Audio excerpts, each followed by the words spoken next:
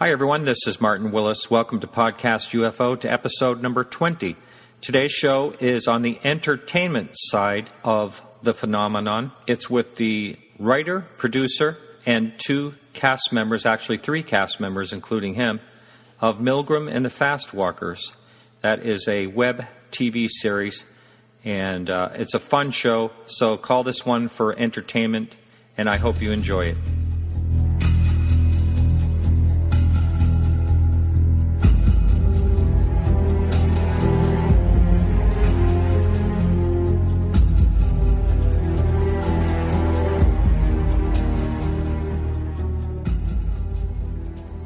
That's what she said. Okay. I'm going to leave that in. Sorry. No, I'm leaving that in. Yeah. Right on. Your publicists are going to love that, Johnny. Keep talking. Keep digging, Slugger. I'm going to get us in trouble. All right, so this is Martin Willis, and I am on Skype. This is kind of fun today because I'm on Skype, first of all, in Baltimore with Richard Cutting. How you doing, Richard? Very well, Martin. Thanks for having us. Yes, and we have Beverly Hills at the W Hotel, Johnny Alonso. What's going on? How are you? And last but certainly not least, Walker Hayes. How you doing? Yeah, I'm great. Thank you. So this is a for-internet TV show based on UFOs called Milgram and the Fastwalkers. And who wants to start talking? Well, how about you, Richard, since it's your deal you put together and you're the writer? Why don't you talk, first of all, about the basis of the show and how someone can find it and what episode you're in. And before we get into that, I could only find 5 episodes. Are there more available online? No, actually, that's our release right now. We're at the 5th episode. So if you've seen 5, you've seen all that have been released so far. You're right up to speed. And there will be 12 in Season 1. So that's where we stand, a little less than halfway through Season 1. The show started... I've been interested in UFOs for a long time and have been writing about them for some time. And back in the day, I wrote a script about alien abduction when I became interested in that side of the business. I've spent a lot of time with ufologists, and there are so many good people working in this field, technically competent people across such a wide range of disciplines, everything from material science to aeronautics and psychology and exobiology, and it's on. And I have great respect for the people working in this field, not only because of their expertise, but because of the sort of certain standoffishness by the, in quotes, regular scientific community, which is now breaking down, by the way. But in any event, I saw a lot of dramatic material here, and at one point I decided to write a feature-length film about it, and I did, which I began to sell for a while and then got on to other projects. But when the web series format became viable for people at our level of production, I immediately seized on this as a great topic for episodic television in the soap opera format. And so that's what we did. We took a storyline that exists. We've got over 400 pages of material of this. We could shoot this for the next 5 years if we wanted to. Wow.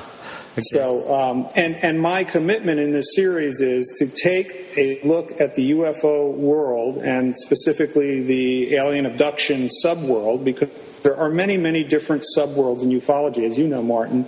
You could just be the guy who analyzes soil, or you could be the guy who analyzes photos, or looks at, navigation and propulsion systems. There are a lot of disciplines here. I decided to look at alien abduction and know a lot of the players in that field over time, and it's very dramatic, and our commitment in the series is to try and show that, albeit in a dramatic form, as accurately as we can, based on the descriptions of the episodes by actual abductees, and I've met a number of them over the years, so we're trying to put accurate stuff into the series, again, in a soap format, out of sort of a quasi-respect for the ufology field.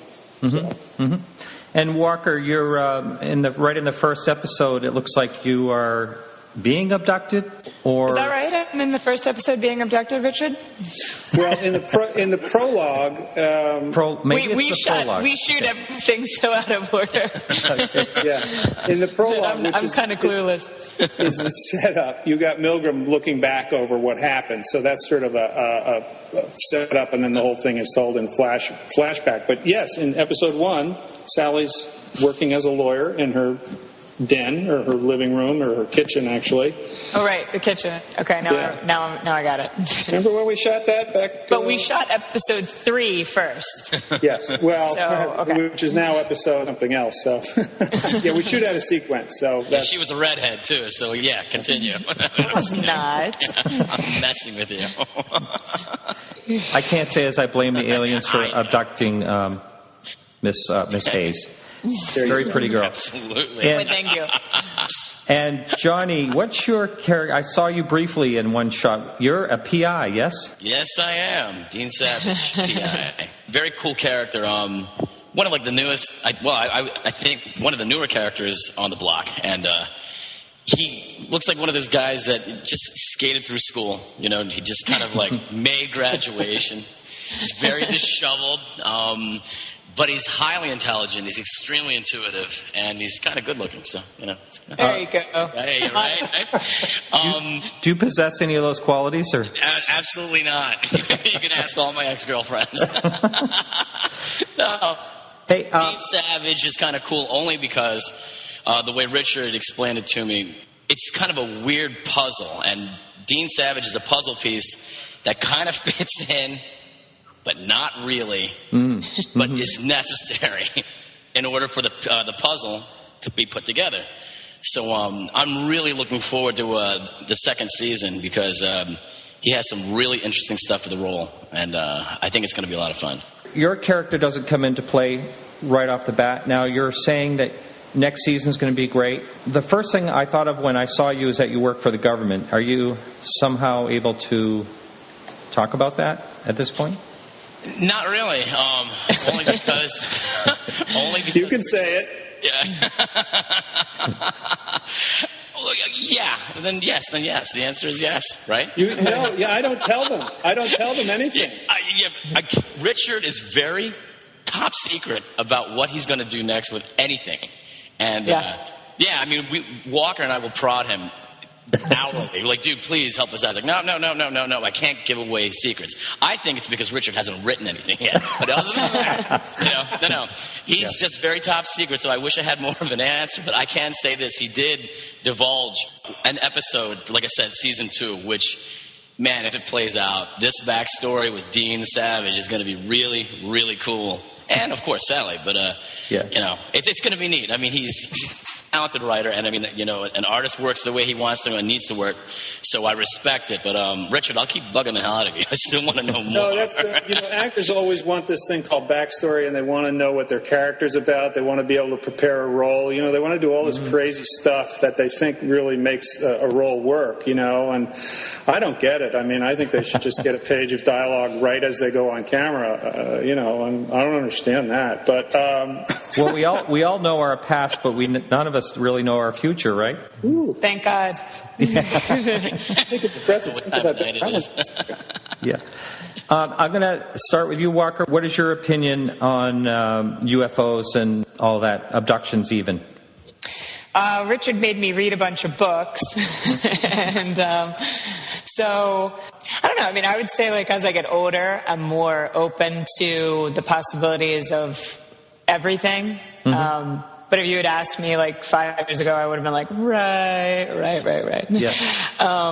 So I'm more open now than I would have been. And after reading some of this stuff, I mean, it's very compelling when you hear accounts of people being in different countries and all over the world, and back in the day before the internet and before, you know, radio and things like that. And so the stories are so similar when they really couldn't have like corroborated one another.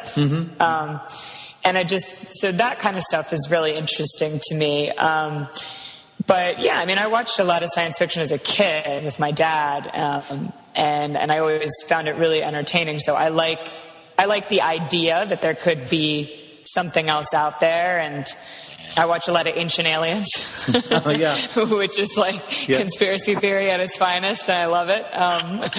So I'm very open. I don't have like a set opinion one way or the other, but I do find it entertaining and very intriguing. Mm-hmm. Well, there's about, I guess as far as the America goes, there's 50% or so people believe that they exist, and it's something like 70% of the population believes the government knows something that they're covering up, these are going back to the Roper polls in the 90s. Yeah, that's right. Yeah. Now, I saw in episode 4, I believe it is, Richard, you were at a bookstore at a book signing. Nobody was there, unfortunately, but you reached over to this UFO book, and that was, I believe, it was a Bud Hopkins book. Well, that's an interesting thing. I have decided, just to be playful with the UFO community, because I really want people who enjoy this topic to come and see our series. It's a soap opera, so it's for soap fans, but also UFO people. And I decided to sort of salt every episode with what you might call an Easter egg, a little hidden program, a little hidden reference. Mm-hmm. And if you stop that frame and you look at that book, it says, I think it says Mac Hopkins Bud, or Bud Mac Hopkins. Yeah, there was something like a little askew there. Yes.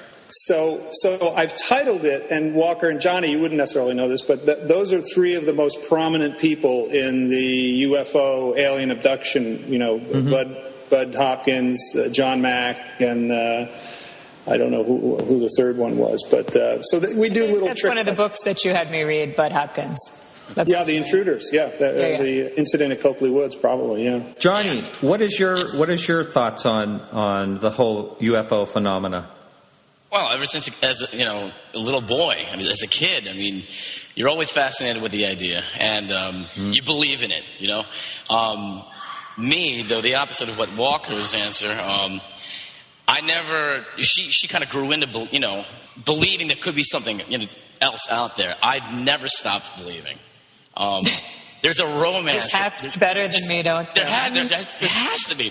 No, there's like this romance. A lot of there's a romance about it, and when we get older, we kind of lose that. And I never have. And I also work on another program that works with NASA. And come on, you wouldn't build Area 51 if you're just going to be housing like a bunch of cars. You know what I'm saying? There's stuff out there. I believe, and I want to believe. And like I said, it's a romance for me that I've never changed my song or dance with. And when Richard offered this role to me, he gave me a chance to work with this great cast and crew. But just the whole idea, the writing, the genre, it's fascinating. It's very, very cool. It's exciting. Well, the first thing I noticed right away was there is very good writing. I noticed it right away in the prologue. And the filming, it's HD. It's very nicely filmed, edited well, all that. It looks like you're really putting a lot in these episodes. They're only 7 minutes long. I wish they were longer. But that's the ultimate compliment right there. I wish they were longer. Yeah. Is that? Can you explain why they're 7 minutes? Well, this is an interesting artifact of the web series format as it's developing. This is a very fast-moving format. If you had looked at the web series format, this is online TV, episodic TV. 2 years ago, you would have seen 75% comedy. Single locations, handheld cameras, things like that. There are really very specific characteristics to these things. In the last year and a half, you've now got more drama, longer episode lengths. They're shooting in 16:9, for instance. They used to shoot in 7:20:4:3. These are aspect ratios. So this whole format of television has changed radically in 2 years. One of the biggest changes is the episode length is lengthening for dramatic, and that's a big matter of discussion in the web series community. And there is a web series community. There are maybe 300, 400 producers around the world now who produce at the sort of in the general way that we do. There's thousands of shows, but when you go to the festivals and you talk to these folks, this is a big matter of discussion on the business side. How long should your episodes be? And they're making it up as they go along. Everybody is. There is no There's no Nielsen. There's no network format. There's no 28.5 minutes of format you got to fill with commercial pods at X, Y, and Z points. So it's a very open issue, and you hit upon a main thing, because for guys like us who don't have a lot of money, how long your episodes are is directly related to how much money you got to spend. And so, there's a very practical level of this that you're producing to a level that you can basically do.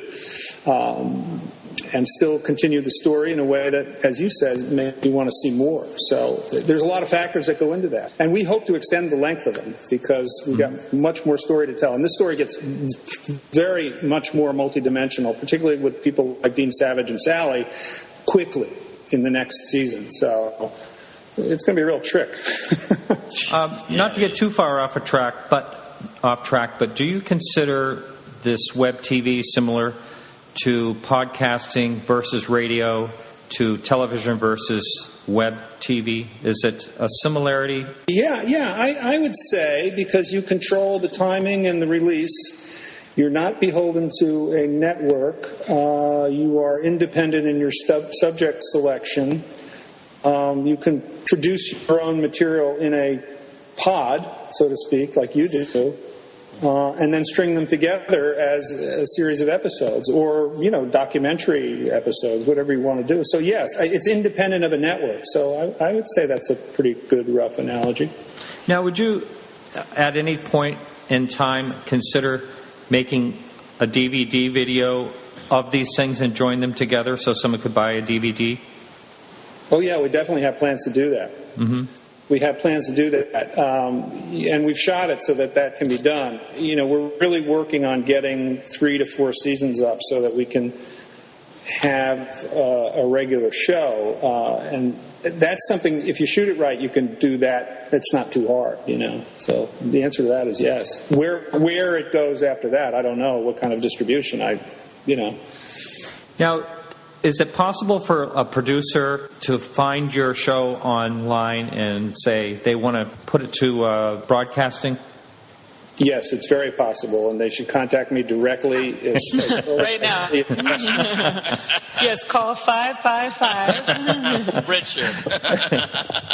Well, there's 2 things. One is, yes, absolutely. We would absolutely sit down across the table from anyone in the production community to discuss making this, a regular, in quotes, television show. That's fine.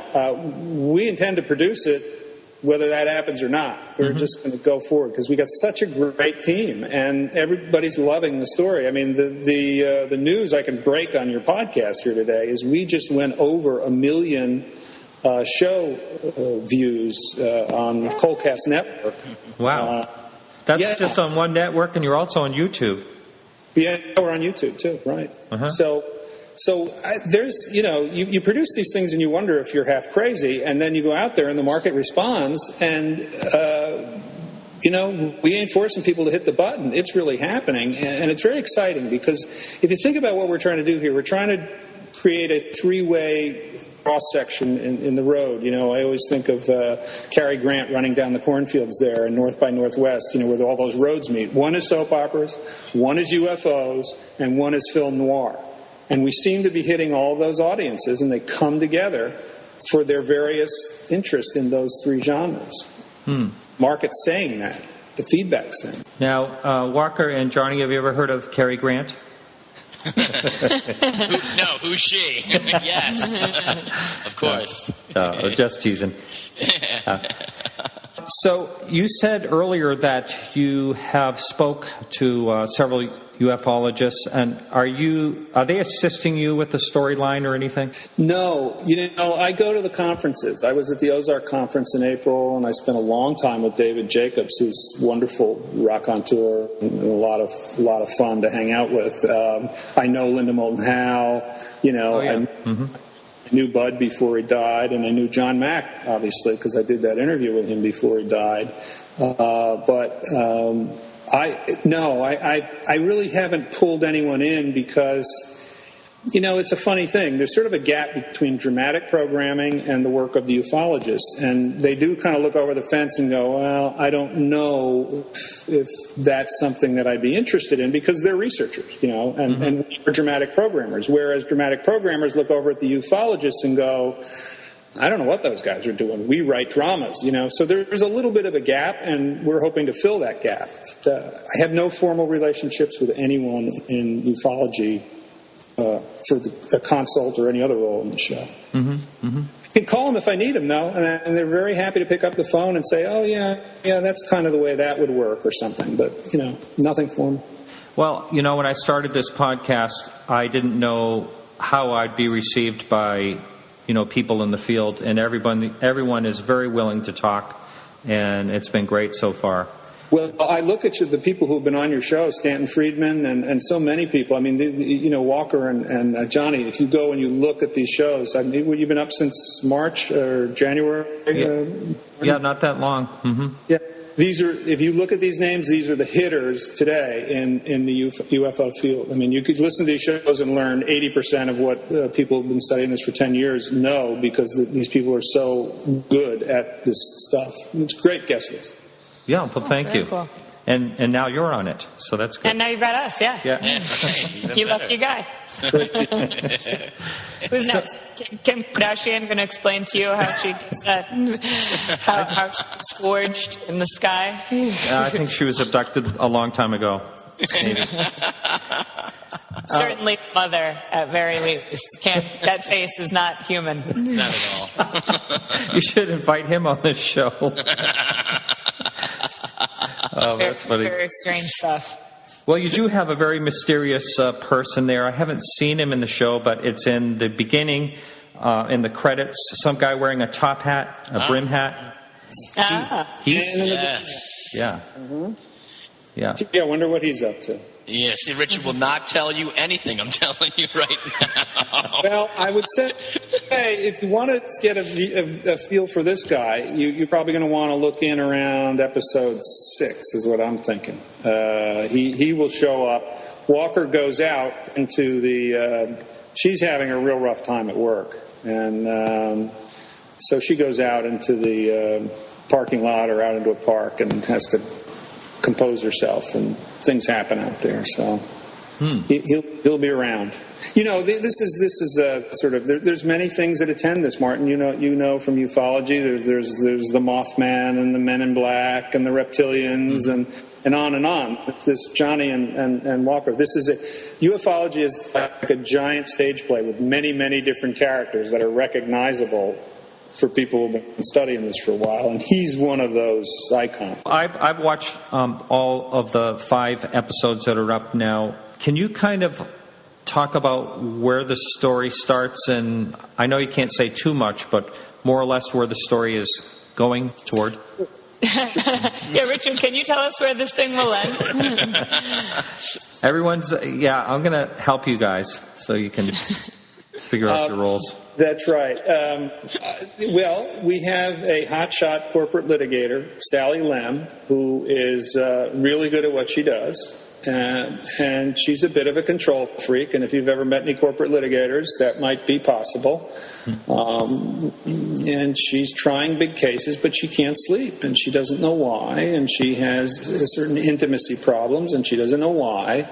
And she thinks it's just stress, and then that doesn't really adequately solve things, and she starts to get more and more freaky as time goes on. And when you lose sleep, it's just a compounding thing. And she doesn't really have any sense of it being anything but a terrestrial, something's going on, she needs some pills, or she's agitated. She doesn't get it at first. And then she starts to have these flashbacks, and her friends get worried about her colleagues get worried about her. And the important thing about Sally, I think, is I tried to take an every woman, every man type person. I mean, I'm not saying everybody's a corporate litigator, but I explain it this way. It's like I want to talk about UFOs from the point of view of a guy who leans over the fence at the barbecue and says, "Hey, Charlie, tell your wife to get out of the backyard in her pajamas every night and stop it with the flashing lights." Ufology has always been this sort of like, those are the crazy people with tinfoil hats. But when you dig into the field, what you find are these are everyday people. I mean, Debbie Jordan was a beautician. There are, ministers, cops. This is an all walks of life type thing. So I just pick Sally as someone that people might get. And then what happens? They go to a shrink because they get at wit's end. And the shrink doesn't believe it. He starts to look at things like family abuse and drug abuse and all the normal things that a shrink would do. Right. And then they have scars in their bodies that show up. And where's that from? Are they cutting themselves? Well, not in this instance. If you track all these cases, I'm trying to make Sally a compendium of the things I've seen when I talk to abductees. And Martin, there are many people in this field who, as investigators, who come in and start looking at some piece of the puzzle. Whether it's Bruce Maccabee doing photographic analysis or Roger Lear doing abduction-related surgery extractions of things that are put in people's bodies. There's all kinds of experts who get into this. And Dean Savage is one of them. Milgram is one of them. And then you have the people who live with these people who are all affected in the second, level by this presence. There's tremendous conflict. People who get involved in the UFO field always find themselves in conflict because their parents don't believe them. Their spouses don't. So it's tremendous stress. That's right. A lot of times I have like a list and things to go down. I didn't really prepare for this because it's so different compared to anything I've ever done before. Can you think of anywhere that we can go so I can get both Johnny and you, Walker, to talk a little more as far as this whole... Oh, well, Johnny and I can just talk to each other. That's pretty entertaining. Yeah, we can. We're on totally different planets, so it's really quite an interesting thing. Perfect casting, see? Perfect casting. I can say this about the characters. It's very dissected. I mean, seriously, usually when you have an ensemble, you can ask Walker or Richard, or if you've done any acting yourself, there's a synergy, there's this camaraderie, there's this, your side of the box, their side of the box, and it's put together. This story of Milgram and the Fastwalkers, this cast is completely, for me at least, it's very dissected. Very dissected, and the stories coming together, but they're very dissected. It's not your typical writing.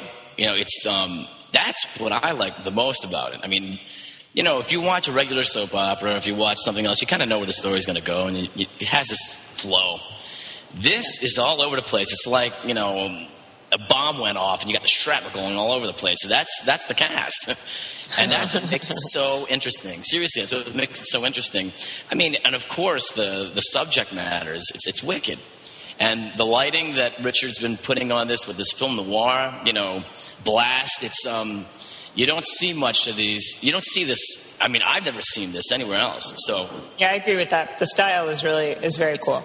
Isn't it? Yeah, and his directing is great. I mean, Walker, the episode that you and I have that's coming up, I think the tug of war that we have in that episode, it's not the usual tug of war between two characters in any other script.